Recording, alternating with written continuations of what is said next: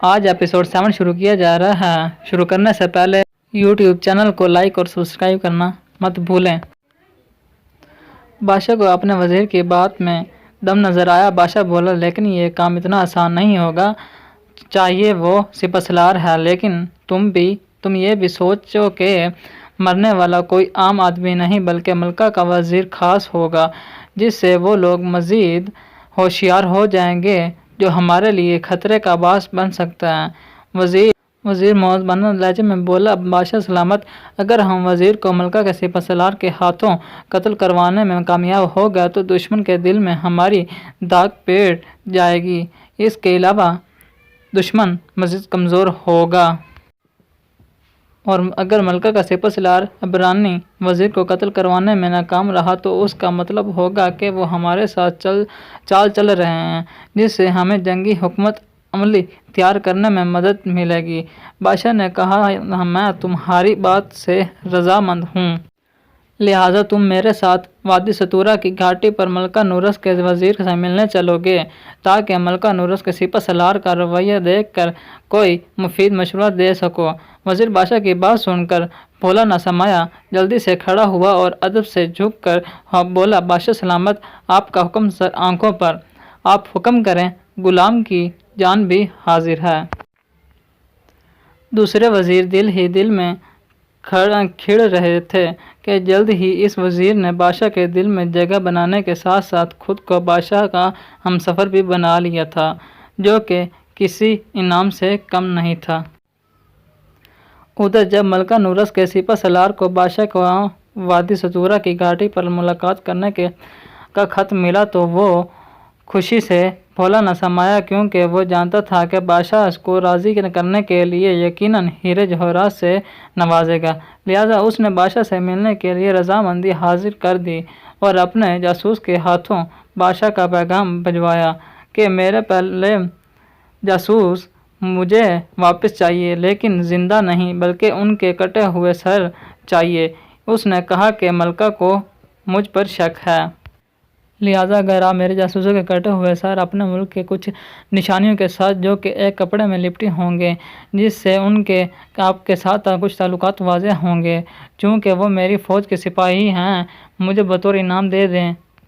تو میں ملکہ کو یہ باور کرنے میں کامیاب ہو جاؤں گا کہ میں نے آپ کی فوج میں سے مزید 2 جاسوسوں کو قتل کر دیا ہے جنہوں نے بغاوت کرنا چاہی، تو ملکہ کا بھروسہ مجھ پر دوبارہ بحال ہو جائے گا، جس سے مجھے آپ کا ساتھ دینے میں مزید مدد ملے گی، اور ملاقات کے موقع پر میں بادشاہ سلامت کو اپنی جنگی حکمت عملی بطور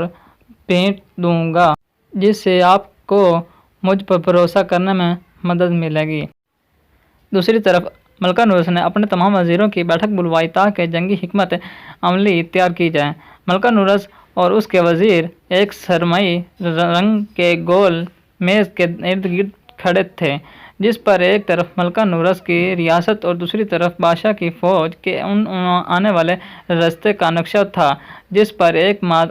مادہ شیر کا چھوٹا سا مجسمہ جو کہ ملکہ نورس کی نشاندہی کرتا تھا، اور دوسری طرف ایک شیطانی شکل کا بڑا مجسمہ تھا جو کہ بادشاہ کی نشاندہی کرتا تھا، جس سے ملکہ نورس اپنے وزیروں کو پیغام دینا چاہتی تھی کہ گرچہ دشمن ان کے مقابلے میں زیادہ طاقتور ہے، لیکن شکار تو شیرنی ہی کرے گی۔ اور ایک چھوٹا سا مجسمہ لومڑی کا تھا جو کہ ریاست میں موجود جاسوس کے لیے استعمال کیا گیا تھا۔ عبرانی وزیر بولا، ہمیں سب سے پہلے یہ دیکھنا ہوگا کہ انہوں نے پہلے جنگیں کس مقصد کے تحت لڑی اور کتنی فوج کے ساتھ لڑی، اور انہوں نے جنگ میں کیا حکمت عملی اختیار کی جس سے ہمیں جنگ لڑنے میں مدد ملے گی۔ عبرانی وزیر جو کہ دراز قد، شکل میں سے حشاش بشاش اور سنہری چوکر پہنے ہوئے تھا، بولا، ملکہ عالیہ، جہاں تک مجھے خبر ملی ہے، میں اس گستاخی کی معافی چاہتا ہوں۔ انکار مقصد صرف اور صرف آپ کو شکست دے کر اپنی رکھیل بنانا ہے تاکہ وہ اپنا پسندیدہ وارث حاصل کر سکے۔ وہ پہلے ہی بہت سی ریاستوں کو فتح کر کے بہت سی شہزادیوں کے دامن تار تار کر چکا ہے، لہٰذا ہمیں سمجھداری سے کام لینا ہوگا۔ اس کی شیطانی سوچ اور چالاکی کا اندازہ اس بات سے لگایا جا سکتا ہے کہ انہوں نے کتنی چالاکی سے اشعث کے بھائی اور ہمارے نجومی کو بغاوت پر اکسایا، اور یہ کہنا غلط نہ ہوگا کہ ان کا قتل بھی کروایا۔ ملکہ نورس، جو کہ شاہی لباس جو کہ سفید رنگ کا تھا، اس پر گلابی اور سفید قیمتی موتی جو کہ سمندری مونگوں سے نکلتے ہیں، ان کو سفید چاندی کی باریک تاروں کے ساتھ لگایا گیا تھا، اور گلوبند جو کہ خالص سونے کا بنا ہوا تھا، جس میں ہلکے نیلے رنگ کا درمیانے سائز کا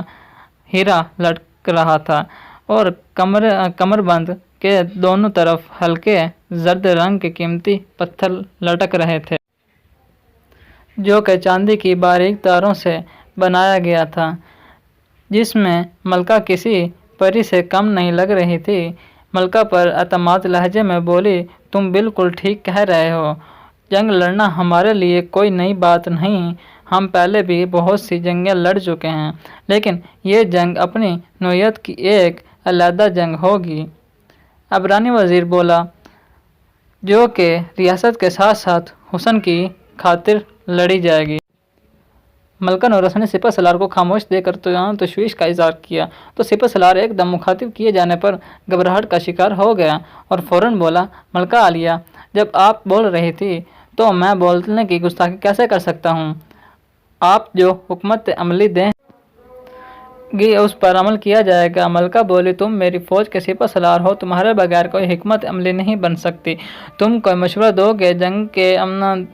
جنگ کے کیسے لڑی جائے؟ ملکہ نورس بولی، میری اطلاع کے مطابق وہ لوگ ہم پر 1,00,000 فوج سے حملہ کریں گے، جو کہ ہماری فوج قوت سے دگنا ہوگی، اور ان کے پاس ہم سے زیادہ مقدار میں ہتھیار بھی موجود ہیں، لہٰذا بنا کسی متاثر کن حکمت عملی سے جنگ لڑنا خود کو موت کے منہ میں دھکیلنا جیسا ہوگا۔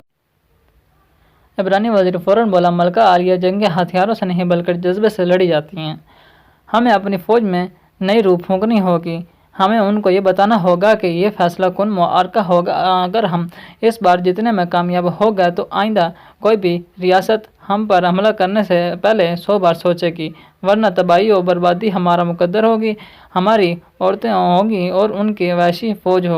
ہوگی، اور کوئی ہمارا امدادگار نہ ہوگا۔ اگر آج لوگوں نے ہمارا ساتھ دینے سے انکار کر دیا تو وہ لوگ آپ لوگوں کے اتنے ٹکڑے کریں گے کہ کوئی اٹھانے والا نہ ہوگا۔ اب فیصلہ آپ لوگوں کے ہاتھوں میں ہے کہ مردوں کی طرح جنگ لڑنی ہے یا عورتوں کی طرح ڈر کر بھاگنا۔ اگر ہم کامیاب ہوئے تو دنیا کی مزید خوبصورت تو وادیاں ہمارے استقبال کے لیے تیار کھڑی ہیں، ورنہ آپ لوگ کی موت کے بعد آپ کے گھر والوں کے لیے یہ دنیا کسی جہنم سے کم نہیں ہوگی۔ یہ تھا آج کا ایپیسوڈ 7، اور آگے دیکھنے کے لیے ہمارے یوٹیوب چینل کو لائک اور سبسکرائب کرنا مت بھولیں۔ اب میں اجازت چاہتا ہوں اور ملتے ہیں نیکسٹ ویڈیو میں۔